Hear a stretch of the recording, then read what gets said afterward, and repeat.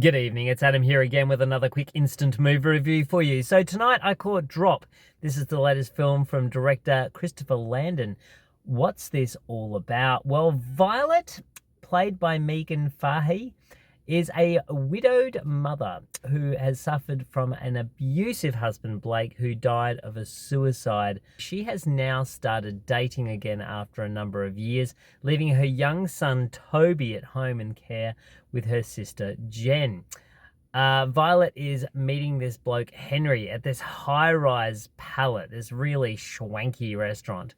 And Henry is a photographer. They've met online. They've been talking for quite a long time on this dating app for quite a number of months, and now is the day that they're actually going to muster up the time and the courage to go and meet each other.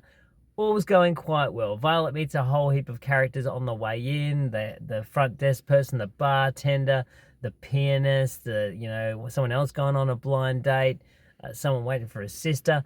Anyway, Henry gets there, and then she starts getting these weird little digi-drops on her phone, starting to be a little bit playful, memey, and then they start getting a little bit more sinister.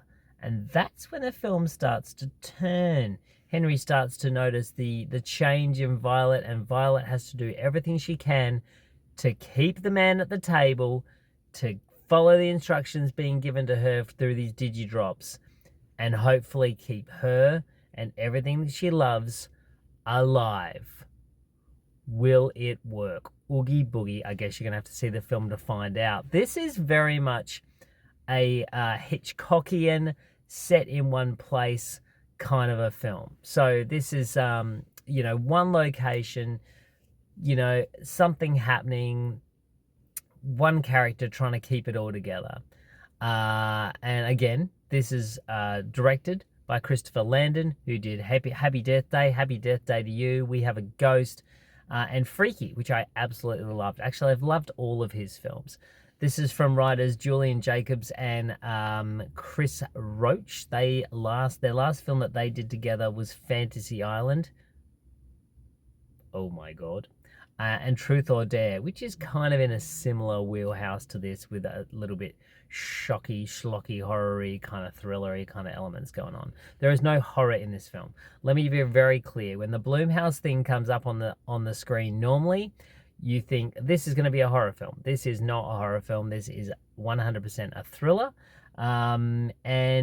Megan Fahey does a really great job in this film. She really holds the film together. Her and Brandon Scalan, I think it is, or Scalar, who is really good in this film as well, playing Henry.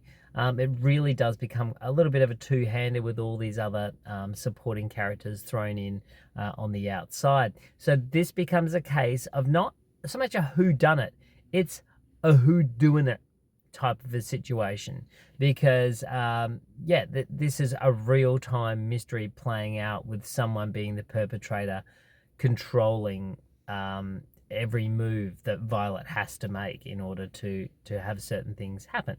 Now, I would say don't watch the trailer for this. If you really want to see this film, take my word for it, don't see the trailer, because it gives away a lot. A lot of the third act stuff gets really put up in the trailer, and that's quite disappointing. So this is taut, it's tight, it's 90 minutes, it's kind of a bit playful, and you'll be guessing who's trying to do it to her and make all these horrible things that she has to do happen.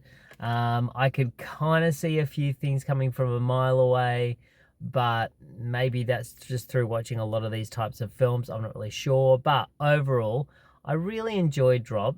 It was a really good genre exercise, I think, for Christopher Landon, who continues to do some great work. He's the son of Michael Landon, if you didn't know, from Highway to Heaven from all those years ago. And he's carved himself out a really lovely career, making some really great films, and I've enjoyed all of them that he's made. So I'm looking forward to seeing what genre he plays in next. But I think he wants to do a really big film with a really big budget. And this one was a pretty small budget. They didn't have a real heap of money, but it's funny. He really wanted a great title sequence. So he ended up banking 3 days of his shoot. So they got in ahead of schedule. And those 3 days, the budget that he had left over, he made this great title sequence, which is really cool. So this is a really simple, smart, classy, fun, tense thrill film. I will say one thing though, and it kind of, it impacted me a little bit. The opening scenes of this with Violet's abuse at the hands of her husband are really impactful.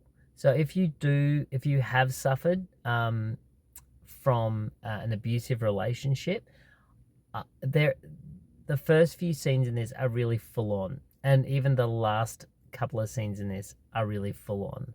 So if you are easily triggered, this could be a tricky watch for you. But for everyone else, I think I think you're going to enjoy this movie. Drop. I would probably give 7.5 out of 10. I had a good time watching this film. It was really entertaining. Quick in, quick out, done and dusted.